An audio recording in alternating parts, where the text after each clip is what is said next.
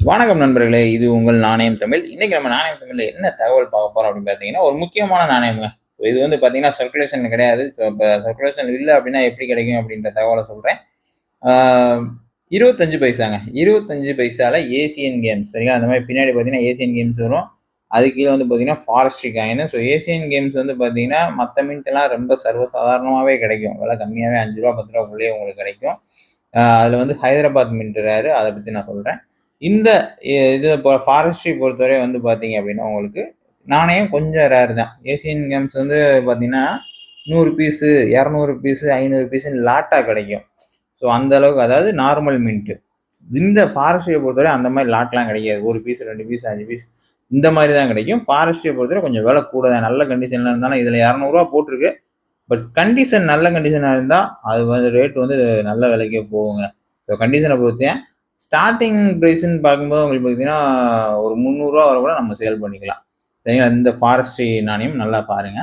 So இதெல்லாம் வந்து பார்த்தீங்க அப்படின்னா, சர்க்குலேஷன்ல இல்லாத நாணயங்கள். இதெல்லாம் வந்து ஒண்ணு யார் கையில போயிருக்கும், காயின் கலெக்ட் பண்றவங்க கைக்கு போயிருக்கும். அல்லது அத வந்து இன்வெஸ்ட் பண்ணி வாங்கி வைக்கிறவங்க கைக்கு போயிருக்கும். சரிங்களா? இத தாண்டி நமக்கு எப்படி வரும் அப்படின்னு சொல்லி இது கேட்டீங்க அப்படின்னா, நம்ம எப்படி சொல்றது? 25 பைசா, 50 பைசாவ பொறுத்தவரை மத்த சாதாரண நாணயங்கள் எல்லாமே இப்ப வந்து கிலோ கணக்கு தான் ரேட்டு. சரிங்களா? கிலோ ரூ. 100 ரூ. 150 அது ஒவ்வொரு இதுல ஒவ்வொரு மாரி சேல் ஆகும். ஸோ கிலோ கணக்கா தான் ரேட்டு. அந்த மாரி கிலோ கணக்குல வாங்கும்போது, அதுல வந்து ரேர் நாணயமோ அல்லது ஸ்கேர் நாணயமோ இருக்காது. அதுல இருக்கிறது எல்லாத்தையும் எடுத்துட்டு, அதுக்கப்புறம் வந்து தான் அந்த கிலோ கணக்கான ரேட்டுக்கு நம்ம குடுப்பாங்க. ச சராசரியா வந்து பார்த்தீங்க அப்படின்னா, இது வந்து இப்ப நாணயம் வந்து டீல் பண்றவங்க கிட்ட வந்துட்டாலே அந்த லாட்ல இருந்து அத வந்து சுத்தமா அவங்க சலிச்சுருவாங்க. இப்ப நம்ம நேரடியா போய் ஏதோ ஒரு இடத்துல வந்து வாங்குறோம், அல்லது ஒரு கஸ்டமர் கிட்டயே வாங்குறோம் அப்படின்னா, ஒரு கஸ்டமர் இருப்பாரு. அந்த நாணயத்த எப்படி விக்க உதாரணத்துக்கு பார்த்தீங்கன்னா, ஒரு கடை வச்சிருக்கவரா இருப்பாரு. பலசர கடை வச்சிருக்கவரா இருப்பாரு. வெறும் 25 பைசாவோ, 50 பைசாவோ வரும்.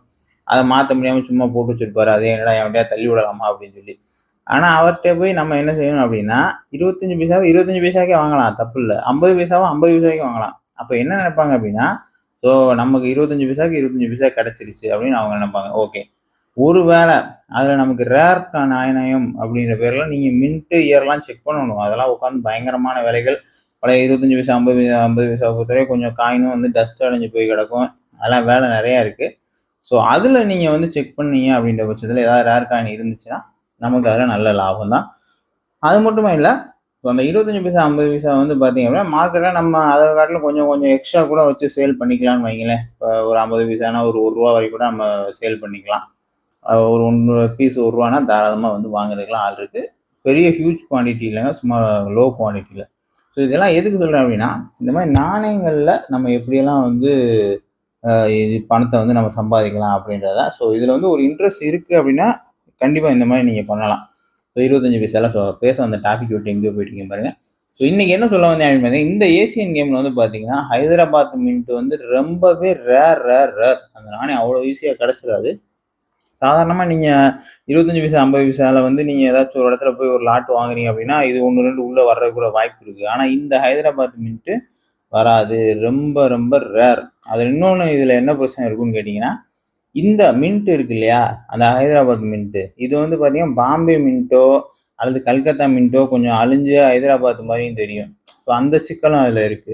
அதனால இந்த ஹைதராபாத் மின்ட் வெரி ரேர். சரிங்களா? கிடைக்கவே கிடைக்காது. இதுல போட்டிருக்கிறது ரூ. 4000 அங்க போட்டிருக்கு.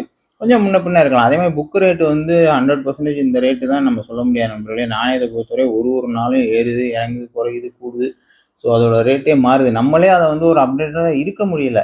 அதாவது இந்த லைன்ல கொஞ்சம் ஓரளவுக்கு நம்ம பயணிக்கிறோம். நம்ம வந்து எல்லாம் தெரிஞ்சவங்கன்னு சொல்ல முடியாது. ஏதோ நமக்கு கொஞ்சம் நாணயங்கள பத்தி தெரியும்னு வைங்களேன். நம்ம பயணிக்கிற ஆளுங்களுக்கு நாணயத்த பத்தி நம்ம ஒரு முழுசா அப்டேட்டடா இருக்க முடியல. ஒவ்வொரு நாளும் விலை மாறிக்கிட்டே போயிட்டு இருக்கு. அந்த மாரி இருக்கு. ஸோ பார்த்துக்கோங்க. இன்னைக்கு தகவல் இதுதான். 25 பைசா, 50 பைசா எங்கேயும் கிடைச்சா விட்டுறாதீங்க.